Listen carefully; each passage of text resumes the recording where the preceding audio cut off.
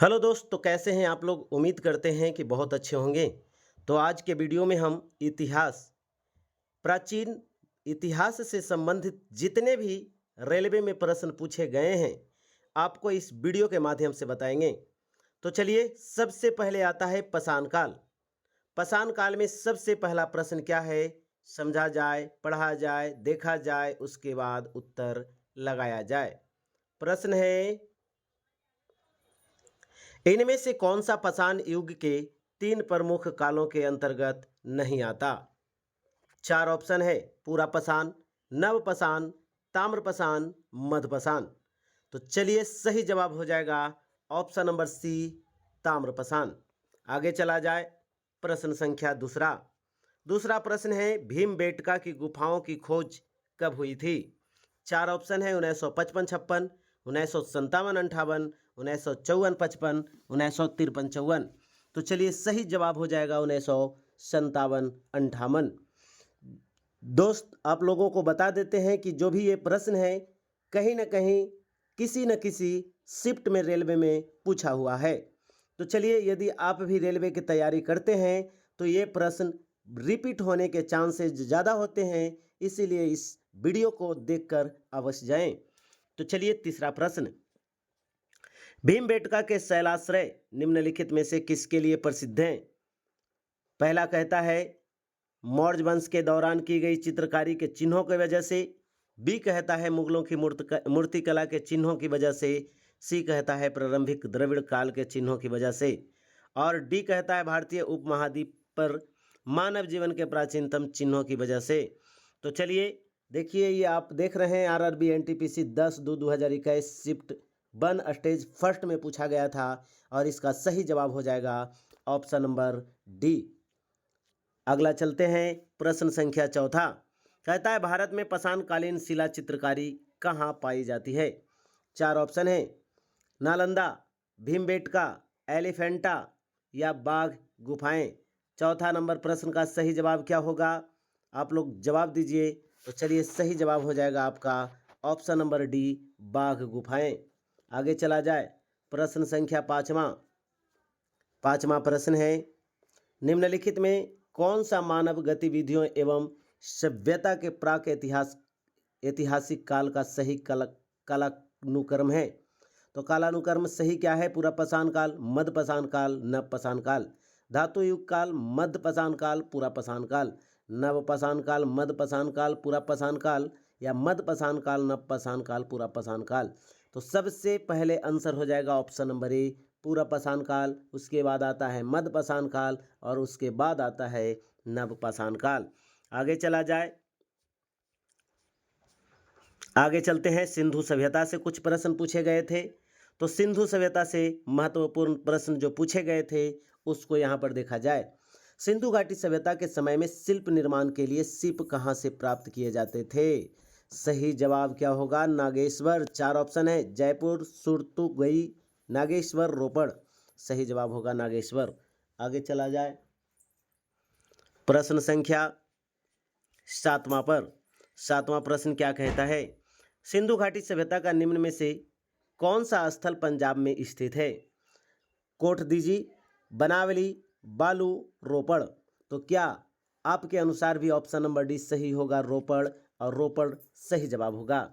आगे चला जाए, हड़प्पा की अधिकांश मानक मोहरे नामक एक प्रकार के मुलायम पत्थर से बनी होती थी, जो 2x2 विमा के साथ वर्गाकार आकृति का होता था तथा जिसका उपयोग व्यावसायिक उद्देश्यों के लिए किया जाता था।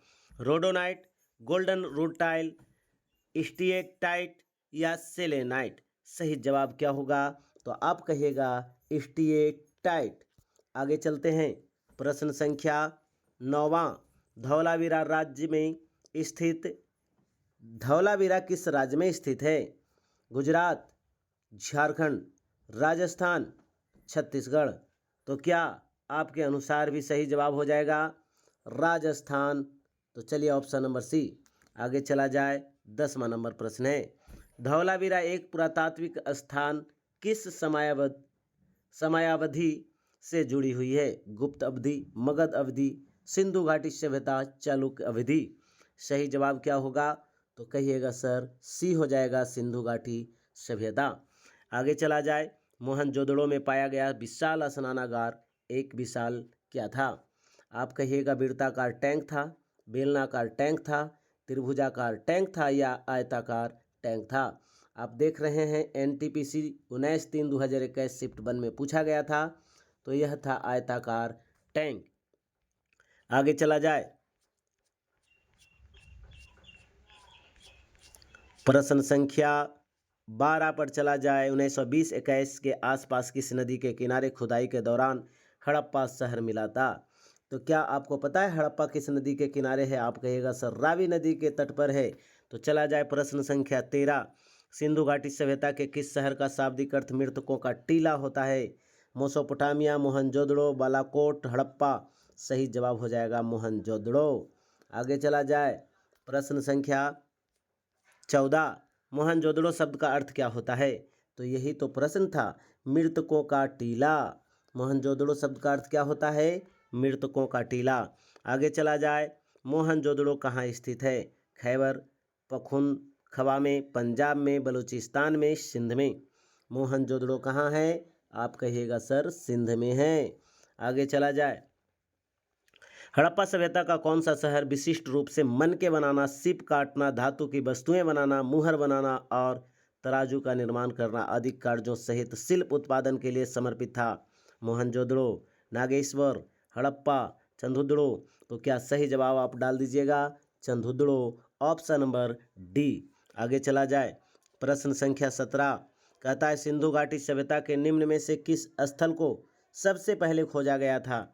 मोहनजोदड़ो, हड़प्पा, कालीबंगा, लोथल। सबसे पहले किसे खोजा गया था?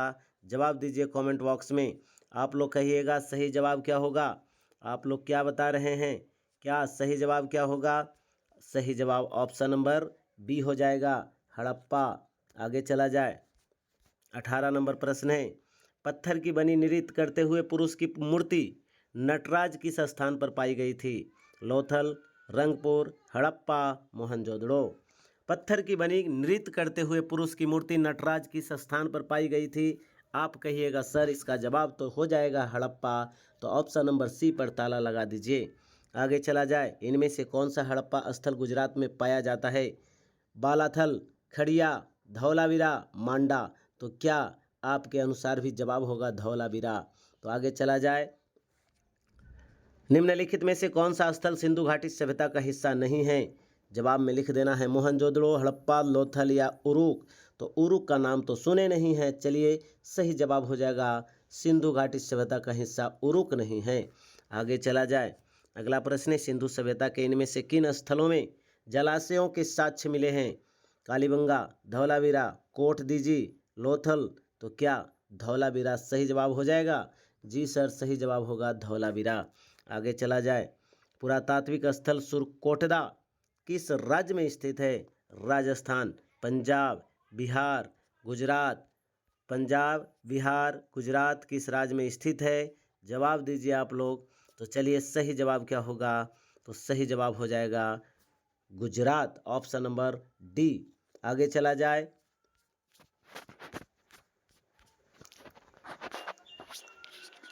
चलिए यहाँ देख लीजिए सिंधु घाटी सभ्यता के स्थल और राज्य। यहाँ देख लीजिए सिंधु घाटी सभ्यता के स्थल और राज्य। धौलावीरा, लोथल, रंगपुर, सुरकोटदा गुजरात में है।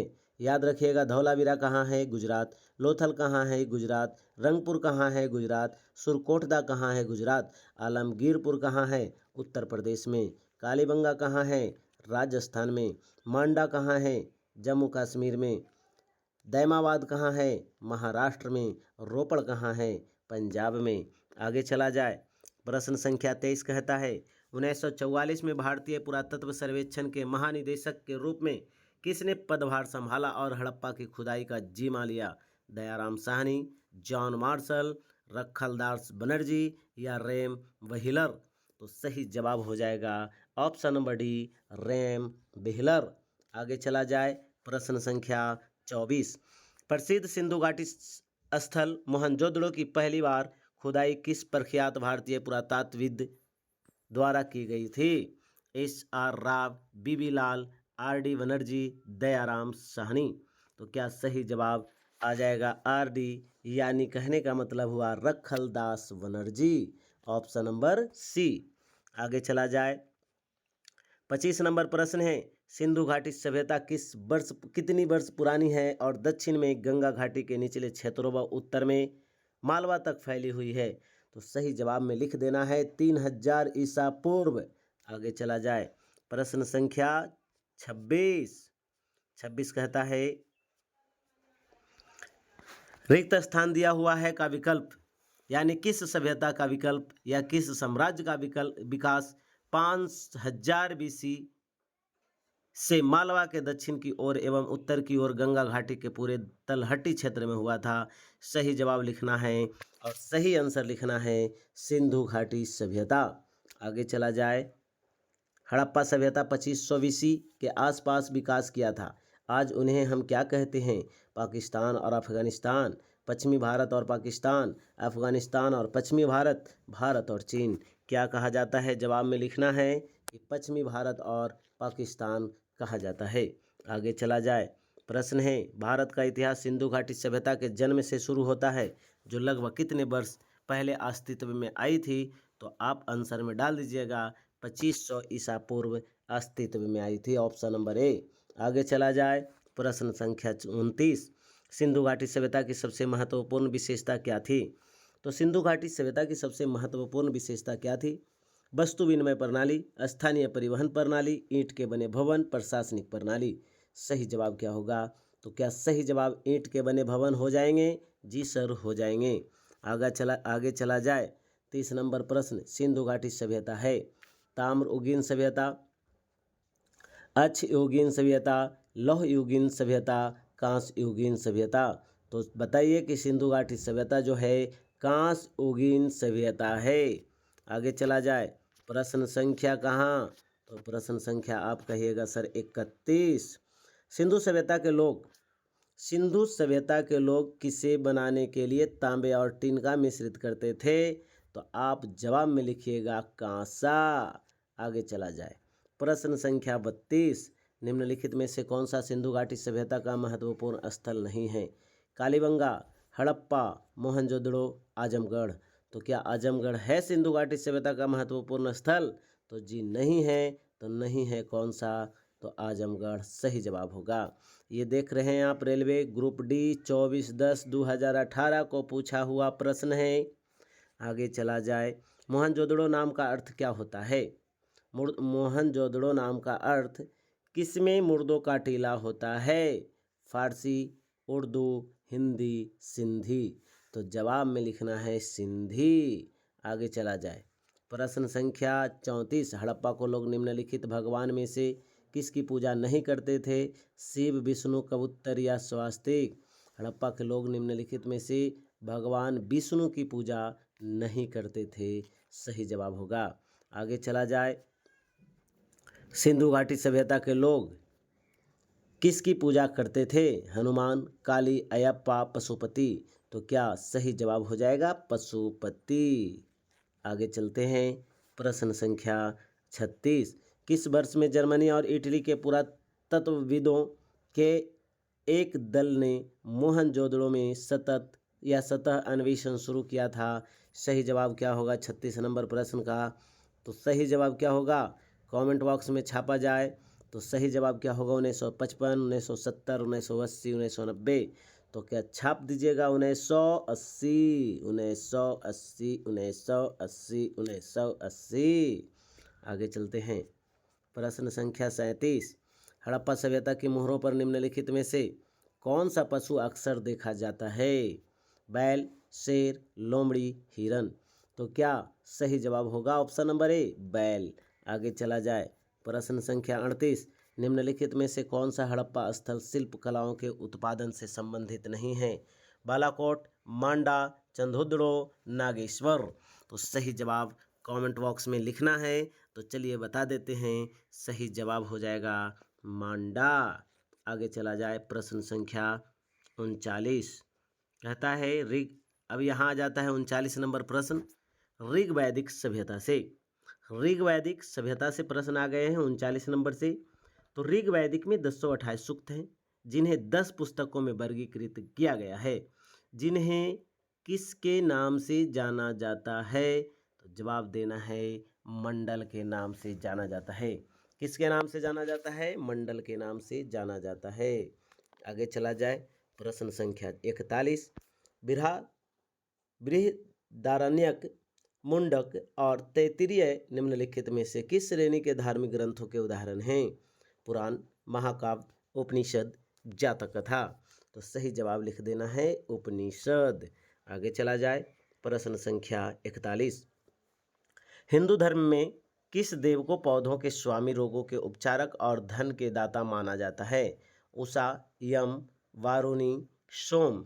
सही जवाब क्या होगा? आप कमेंट बॉक्स में छापिए सही जवाब क्या होगा। तो क्या सही जवाब आप छाप दिए? ऑप्शन नंबर डी, सोम इसका सही जवाब हो जाएगा, सोम। आगे चला जाए, 42 नंबर प्रश्न कहता है निम्न में से कौन सी हिंदू धर्म की प्रमुख दार्शनिक विचारधारा है? संन्यास, मोक्ष, अर्थ, वैशेषिक। तो सही जवाब होगा वैशेषिक। अगला प्रश्न है निम्न में से किस वेद को कर्मकांड ग्रंथ के रूप में जाना जाता है? यजुर्वेद, सामवेद, अथर्ववेद या फिर ऋग्वेद। तो कर्मकांड की बात किया जाए तो कर्मकांड अजुर्वेद, कर्मकांड अजुर्वेद, कर्मकांड अजुर्वेद। आगे चला जाए, 44 नंबर प्रश्न यजुर्वेद से संबंधित है गायत्री मंत्र, यज्ञ के अनुष्ठानों, जादू और टोना, राग। तो क्या सही जवाब होगा? यजुर्वेद यज्ञ के अनुष्ठानों, ऑप्शन नंबर बी। 45 नंबर यजुर्वेद की कितनी शाखाएं हैं? 3, 2, 5, 4। 3, 2, 5, 4। यजुर्वेद की कितनी शाखाएं हैं? तो सही जवाब होगा 2।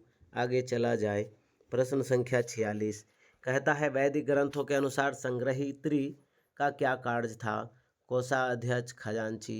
बी कहता है सारथी, सी कहता है कर संग्राहक और डी कहता है चारण। तो कौन से जवाब सही होगा? तो क्या ऑप्शन नंबर ए लगाया जाए, कोषाध्यक्ष, खजांची। वैदिक ग्रंथों के अनुसार संग्रहित्री का क्या अर्थ था? कोषाध्यक्ष या खजांची। आगे चला जाए, 47 नंबर प्रश्न कहता है हिंदू धर्म पुरुषार्थ जीवन के लक्ष्य के माध्यम से जीवन में पूर्ण भागीदारी को प्रोत्साहित करता है। निम्न में से कौन एक पुरुषार्थ नहीं है? काम, सत्व, मोक्ष, अर्थ। सही जवाब सत्व होगा। आगे चला जाए, निम्नलिखित में से कौन सा ग्रंथ वैदिक साहित्य का हिस्सा नहीं है? ब्राह्मण, आरण्यक, पिटक, उपनिषद। तो सही जवाब होगा पिटक। आगे चला जाए, प्रश्न संख्या 49 हिंदू धर्म में इनमें से किस देवता को सृजनकर्ता माना जाता है? ब्रह्मा, गणेश, महेश, विष्णु। सही जवाब होगा ब्रह्मा। आगे चला जाए, और 50वां नंबर प्रश्न है ऐतरेय उपनिषद किसके ऐतरेय आरण्यक की दूसरी पुस्तक के चौथे, 5वें और 6ठे अध्याय से संबंधित है और इसे सबसे पुराना उपनिषद माना जाता है? तो इसका सही आंसर क्या होगा? ऋग्वेद, सामवेद, यजुर्वेद, अथर्ववेद। तो सही जवाब में छाप देना है ऋग्वेद। तो चलिए आज के सेशन में 50 प्रश्न, कल आपको फिर करवाया जाएगा इसके आगे वाले प्रश्नों को। तब तक के लिए धन्यवाद।